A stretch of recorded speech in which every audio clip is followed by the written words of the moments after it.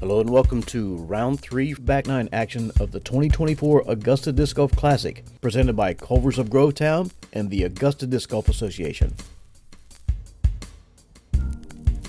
Catch cam today we have Tommy Patterson. Drone footage courtesy of the Augusta Drone Pilots. The commentary team is Vern Wyatt and Jeremy Hughes. On the card today we have Harper Thompson from Brentwood, Tennessee. Jason Lynn from Beach Island, South Carolina. Grady Shue from Augusta, Georgia. And Lance Brown from Burlington, North Carolina. Hole 10 is a par 3, 281-foot island hole. Your first job is to make it over these railroad ties, but don't come in too strong or you might leak downhill and go out of bounds. All right, welcome back. Here we are, final 9 holes of the 2024 Augusta Classic. Got Harper Thompson on the tee, leading at 28 down. Harper's on a mission at this point. He hasn't let his foot off the gas. And he absolutely put that in A1 position. Yeah, it looks like that's how you play this hole. Yeah, believe it or not, this actually played as one of the hardest holes of the day. But Harper made that look pretty easy. Lance is going to try a standstill here. Well, that looks like it might have too much hyzer on it. Ooh. Yeah.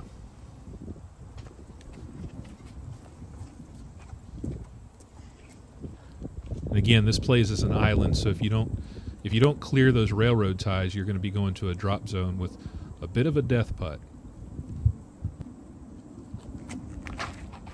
Jason hung that out really wide. Yeah, no. It's not gonna... Oh, wow.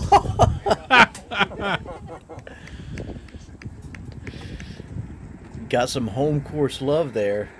Yep, Jason's been living good lately.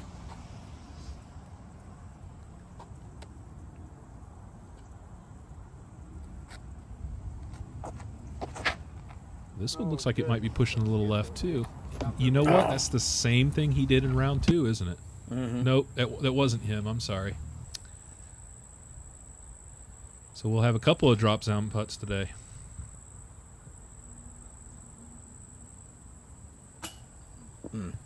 Yep, very fortunate that sat.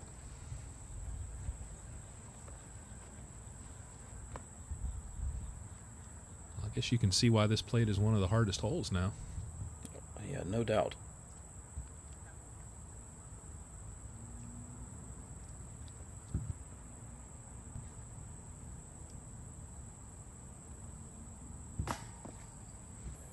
Yeah, I don't know why the TD put the drop zone there. That guy, he must be mean. What's his deal anyhow? Definitely a score separator though. Well, anytime you can put that hesitation or thought in somebody's head right before they throw, it's a good thing.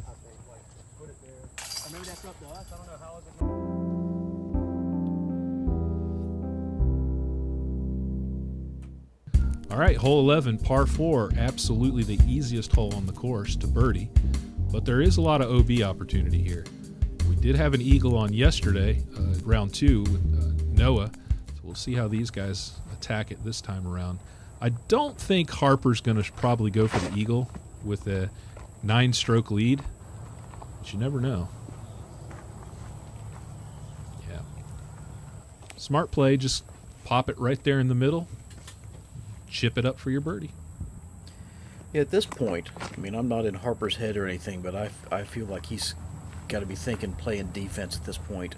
Just don't do anything stupid and try to maintain. Good shot by Jason there. Looks like Lance is also just going to play for the birdie here and chip it up.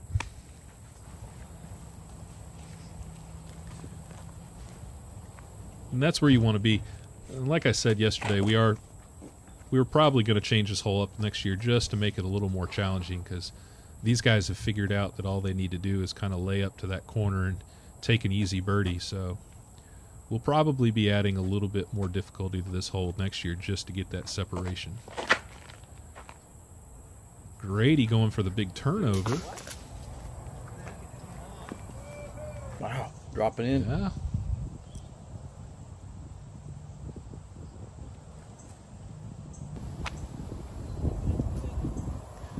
That's pretty cool. Yeah, a little skip play there. But I didn't go too far on him, though.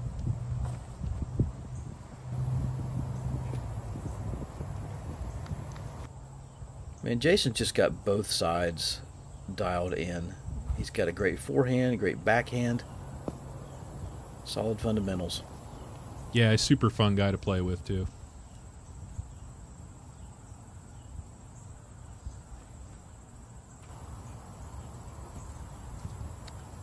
And just like that, these guys are all going to walk up and say thank you very much for the birdie.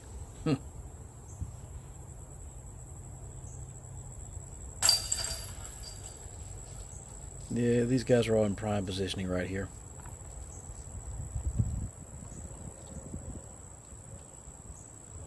Looks like the wind's died down a little bit too, so... Yeah, I was going to say, if you saw the front nine, then you can tell within just a matter of a few holes the weather has taken a drastic turn for the better.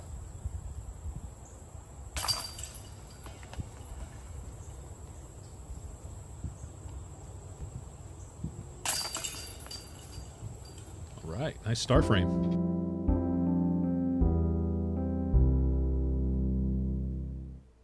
Hole 12, a par 3, turn to 84-foot shot. Most folks are going to go out over the water here and have something poke back in at the basket, but you might get a couple folks go after it with a forehand over the sidewalk here. Case in point, we got Harper here. Yeah, I like the forehand he threw yesterday. I'm a big fan of the forehand on this hole. That's more like how I like to see it, though. A little bit lower than what he threw yesterday. And yeah, he's right on the lock. That's fantastic.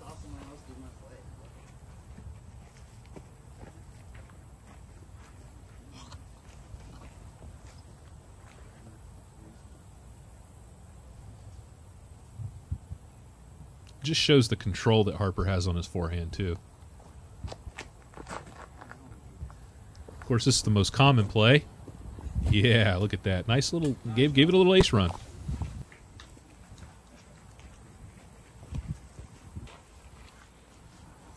I feel like, is Jason mostly an Innova guy? Is he throwing all Innova? Yeah, he's definitely a big Innova guy. Been throwing it for a long time. He's got a lot of old classic stuff in that bag, too. Mm. And Lance, a little chip shot right under the basket. So hole 11 was the easiest hole on the course. Hole 12 is the second easiest. This one averaged about half a stroke under par. So you can see that these advanced players, they're eating this hole up for breakfast. Looks like he got that one a little high. Caught the tree. He'll have about a 45er.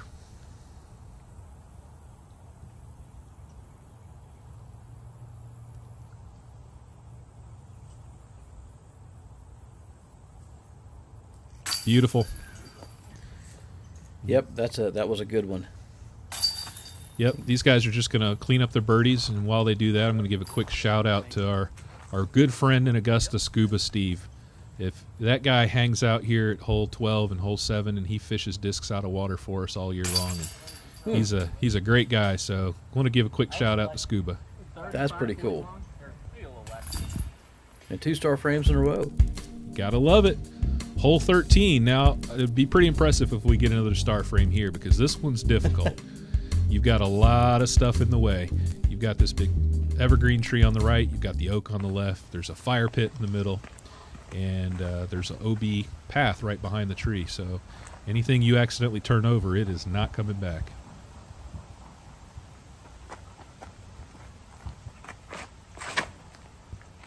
See if he can get it to...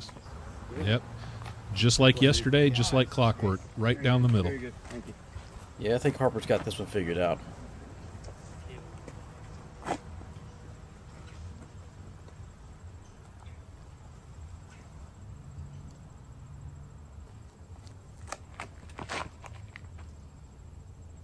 Do it again. Get before it. Yeah. Not again. I'm laughing because of the sound. You'll figure out in a minute once he gets down there what he actually hit. Oh boy.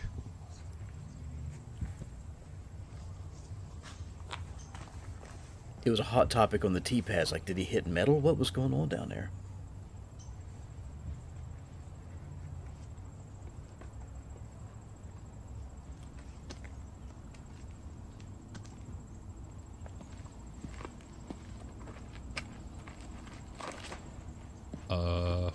Thank you. That's nice. Appreciate it. That didn't end up too bad, but I've honestly never even considered that on this hole. Hmm.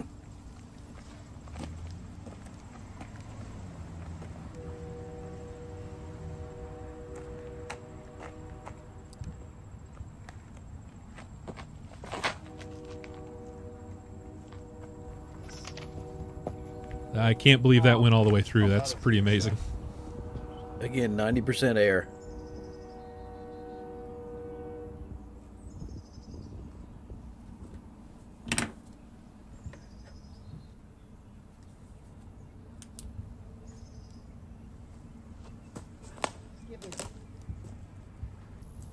Looks like he was fortunate that stayed in bounds. I'm not... Okay. I don't know what Jason has here. He has a whole lot of nothing. So in that little fire pit, there was actually a line of Corona beer bottles, empty ones. That's what he hit.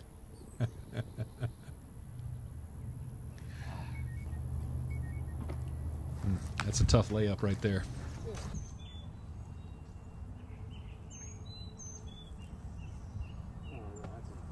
Give it a chance. Yeah, that's frustrating.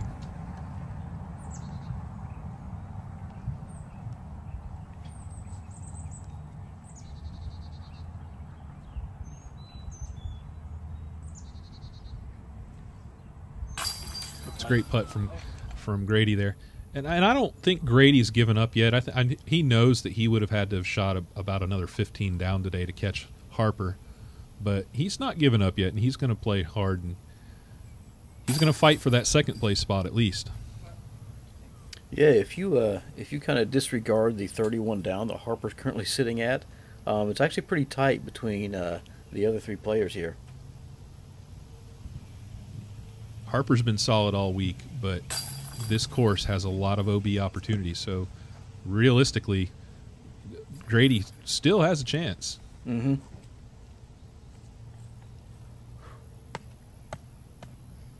There's that methodical putt again.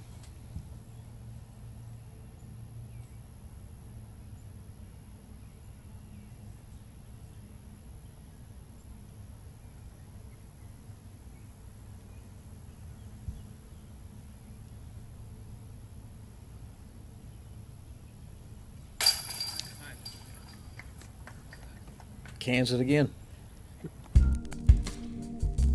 Hole 14, par 3, 300 feet. Lots of trees on the right and left hand side. You want something super straight down through this quasi tunnel, but you got to keep it low too. If it gets too high, then there's a lot of trouble you can get into.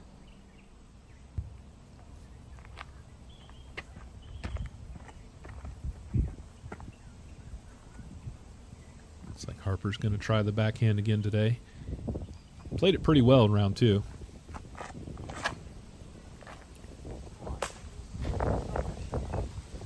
Caught a little bit more foliage this time around, though. Is there any sort of line for like a spike hyzer out of the right hand side? A lot of people used to throw that shot, but as these trees have grown up, it's made it more difficult. But it is still there. You got to throw over the path, kind of get it up high, and just spike it down in there. The only risk is hitting a branch and then rolling out of bounds, and I don't think any one of these guys want to risk that today. Yeah. That's really good.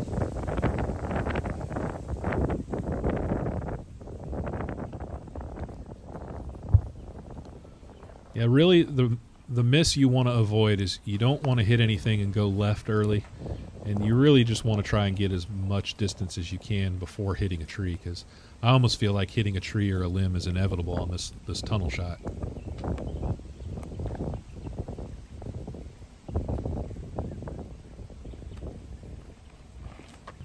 It's another roller from Lance. Okay. It worked. Okay.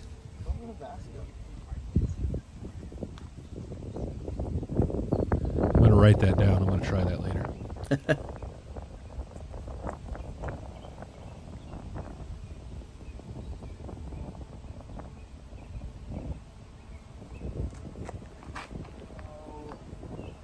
Jason might have hung that one out a little bit too far to the left. And he'll have a little upshot here, but not going to get much chance of a birdie. That'll be fine. Mm-hmm. Yeah, shout out again to the original course designer. Every hole is a clinic on how to make the most of what you've got, because this is not the largest property here. Nope, not at all. In fact, a lot of these holes are maybe 20 feet at the widest spot on some of them. So, yep. Shout out to the guys in the ADGA back in the 2000s. Pete May, Brian Graham, all those guys who had a hand in designing this course. Couple names everybody should know. Absolutely.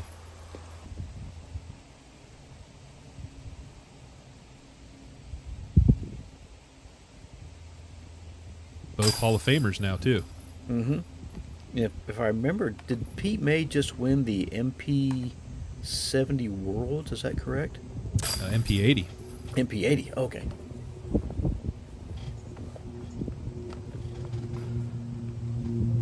And was in attendance at this event as well. Absolutely. Hole 15. Right? This is a pretty simple shot, really. You just want to kind of follow this flight of this drone, kind of land in this little fishbowl right here and skip toward the basket. You just don't want to hit any of the trees that happen to be in the way. Yeah, just a couple here and there. For some reason, this shot looks a lot easier on camera than it is in person. That tree with the crooked arm on it is right in front of the tee pad, and so you're kind of having to throw cross your body out to the right in order to get around it. Harper's not in a bad spot. I love hole designs like this where it's kind of a choose-your-own-adventure. That's definitely a John Houck type design. Yeah, there's a right and a left side you can go down. The left side does have a lot more trees that have grown up and a lot more limbs, so if you're going to throw that backhand Anheuser or even forehand, you're going to want to try and keep it as tight as you can. It's like looks like Lance is eyeing that left side.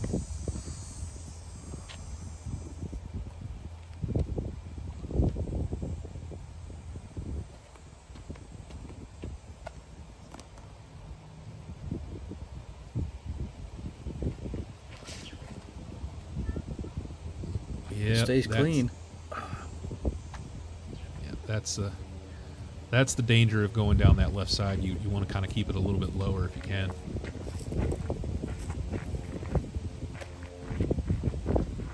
Those trees have grown up a lot over the last 20 years.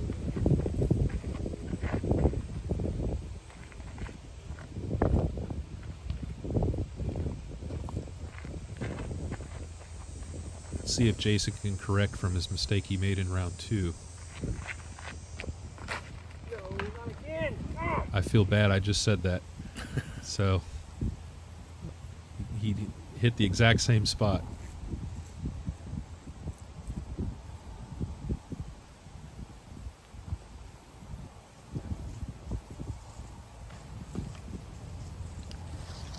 Gave himself a putt this time, though. Yeah. I'm sorry, Jason. I had no idea if that was coming. That's Lance a with a bit. little stab. Yeah? Yeah. Let's see what grade he's got here. He's got a lot of trees in his way. That's what he's got.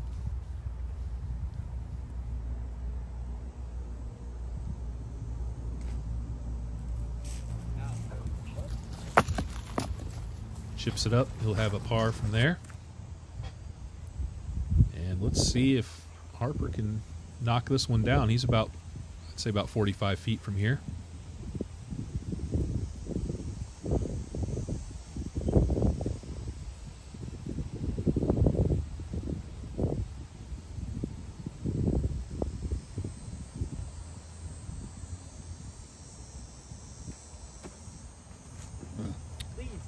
short. This hole came in averaging right at 3 strokes. So definitely not an easy birdie by any means. Jason's going to have a disappointing bogey. So historically speaking, how is 32 down compared to where other folks have finished in the tournament? It's pretty hot. It's pretty hot. I would say we were actually thinking it'd somewhere be around 28, 27 would be good.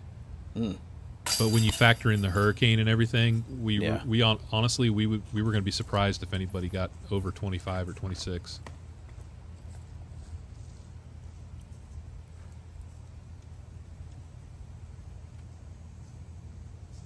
So Harper's just been consistent and just absolutely confident with his putt. Focused. Hole 16, par 3, 360-foot shot. Most folks are going to go out over the water. That's just about the only shot. You just have some trees you have to avoid here. Yeah, really the only mistake you don't want to make here is you just don't want to accidentally turn the disc over. If you get it on too much anhyzer once you get out over that lake, you're more than likely not going to find it again. You'll have to give Scuba Steve a call.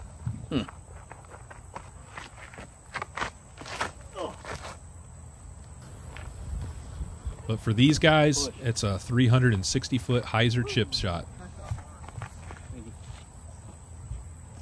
I like the extra ump that Harper put into that. Yeah, he really threw it high. You know, when I play this hole, I don't normally throw the disc that high. Maybe that's what I'm doing wrong.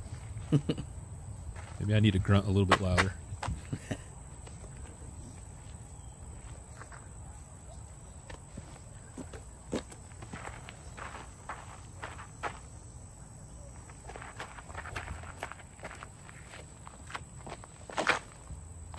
Grady swings out a little bit wide, trying to get over those trees. That'll be pretty good. Goodness. Yeah, some of your left-handed guys, they're going to go around this left side of this tree and kind of swing it in with a hyzer that way. The turnover is not a bad shot here. Obviously, if you've got the 360-foot hyzer bomb. Now, this is a shot I didn't expect to see. Wow. Sick shot. That was cool to watch. It's my favorite hole. I'm kind of speechless, man. That was awesome.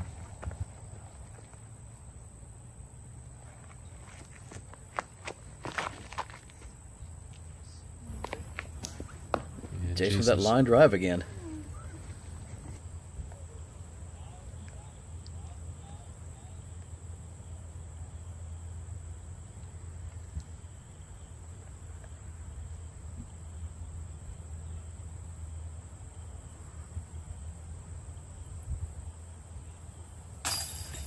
Good birdie.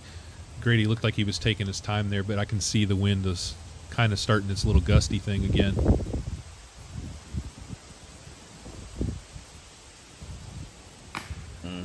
I was just going to say something about that tailwind that he was putting in.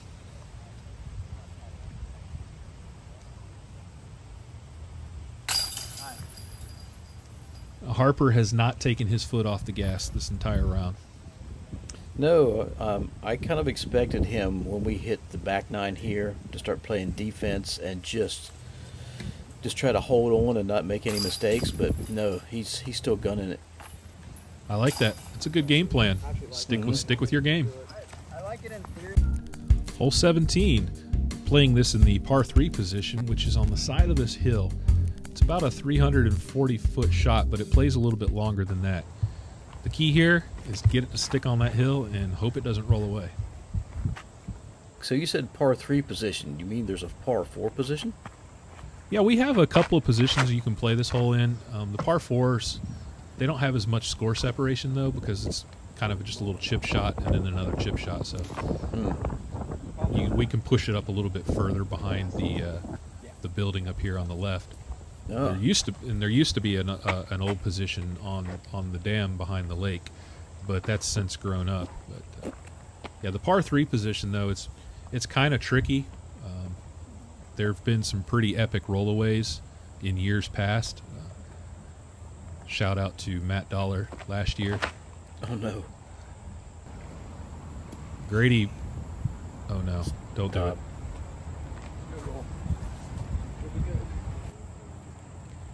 And that's the one thing about this hole that's kind of frustrating is you throw a good shot and you're not sure if it's going to stay or not. That's what makes it difficult, though.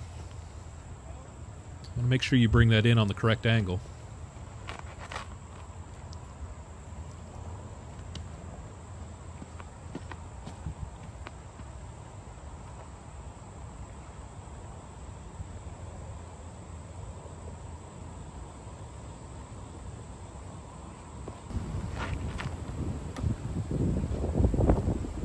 Yeah, he got tangled up in that tree there. Looks like he was trying to play it a little tighter. Maybe go for an ace run. And Jason just smooths it right up there. And yeah, that'll be good. I don't think Jason realized how close that was to going in.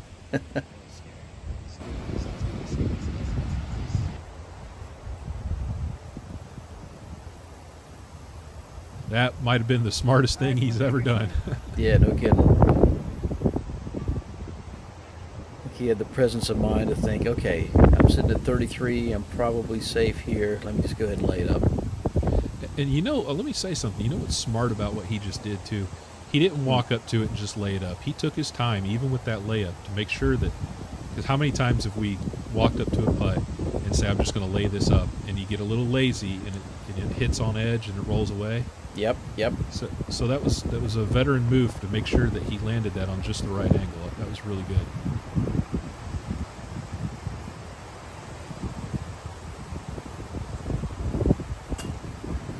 You know, thinking about it, the way that thing slid, I'm wondering if he actually did that upside down. I couldn't tell from the angle, but that's pretty cool if he did. I love that play. Lance doesn't want any part of it either.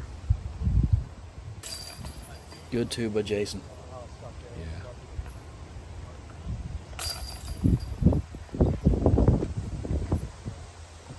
Yeah, Jason, being the local guy, has the advantage of knowing how to throw this shot. He's got it dialed in. Smart par by Harper.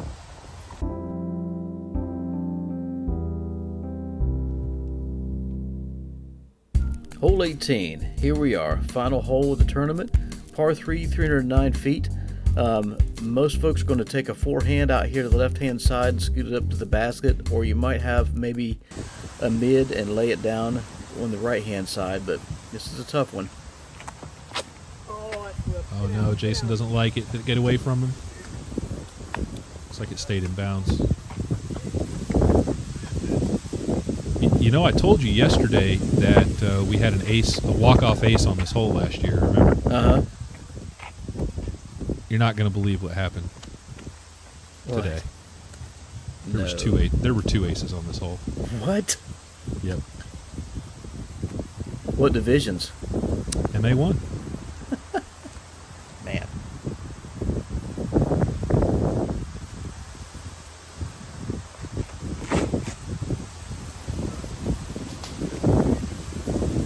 Oh, got a little roll away.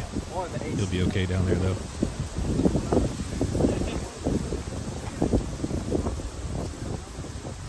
Harper's got this one on lockdown. Mm-hmm. So Jason's shot, catch cam guy was not able to get him. And you'll see why in just a minute where you see where his disc landed.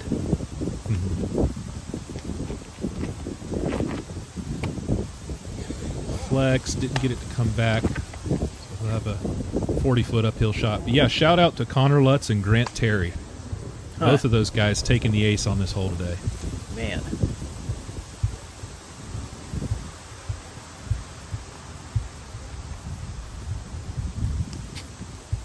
Also, shout out to Connor for cashing in this tournament today. First time cashing in pro. Nice. He did decline because he is going to AM Nationals. So, Oh, okay. So good on him. I just want to make sure the way I'm going to play this is this considered a legal, Well, that's impressive right there. illegal, Yeah. as far as like, I mean, where would you say the best? So the forehand came in at such an angle, it just stuck inside that little Medusa type tree. I guess the good news is it kept him from going out of bounds. Mm-hmm.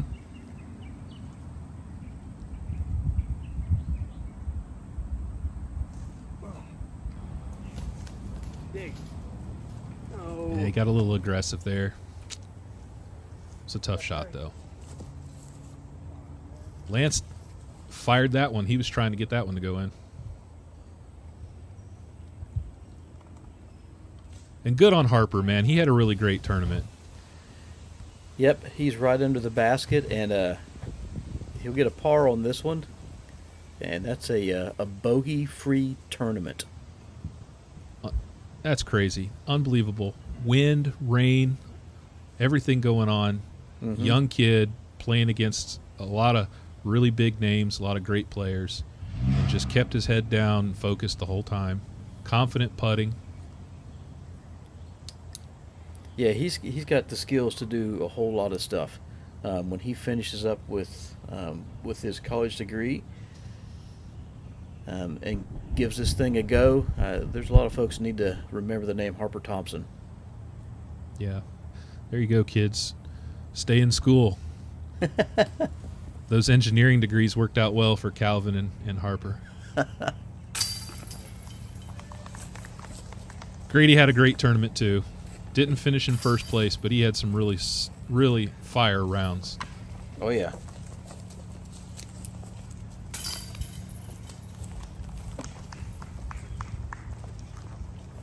And Harper Thompson's going to walk away with the W.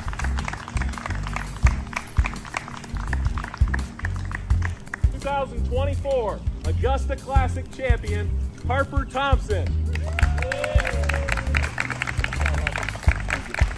Congratulations to Harper. He played really well this week. Thanks to Well everyone deserved. who helped run this tournament, put it together. I had a great time out here. You guys as a community are one of the best I've played in front of, so I appreciate anyone in the local community helped with this tournament, came out today. And shout out to my sponsors, Prodigy Disc and Celestial Disc. Yeah, I'm looking forward to seeing him play in the future. I'm sure he's got a bright future ahead of him. Yeah, what an event, too. And check this out, shooting a 1045, 10 down, but man, Martin Neese and Noah Meisma jumping up there, getting tied with Grady Shue for second place. Those guys, a 9 down and an 8 down, not shabby rounds at all. Yeah, and again, shout out to Connor Lutz finishing in 8th place, first time ever cashing an MPO. So good on him, and I can't wait to see him play in some more tournaments coming up. All right, thanks everybody for watching the event, and we'll see you next time.